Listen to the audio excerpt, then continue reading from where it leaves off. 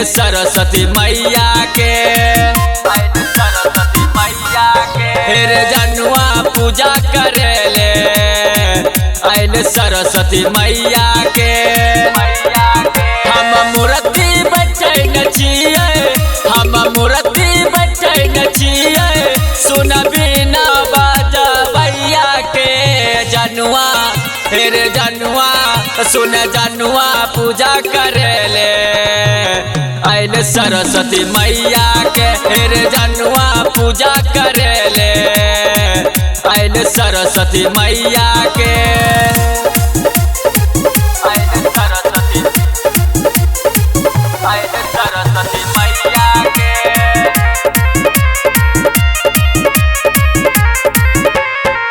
फिर दिया मैया जानी ओकरा पर नजरिया, दोनों मिल करब हम माई के भजनिया।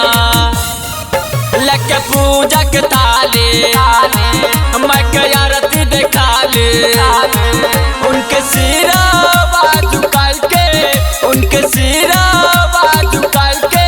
फिर पर छिके पैया के जनुआ, फिर जनुआ सुन जनुआ पूजा करेले आइल सरस्वती मैया के। फिर जनुआ पूजा करेले आइल सरस्वती मैया के,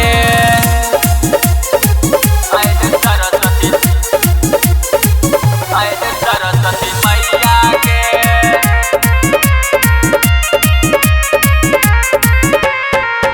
मैया के दर्शन करके हमारा देखल कर के इशारा अपना पास बोलल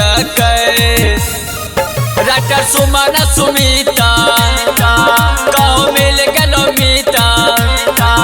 चाहती सपना हमार पूरा होते, चाहती सपना हमार पूरा होते, धूमधाम से करबै विदैया के।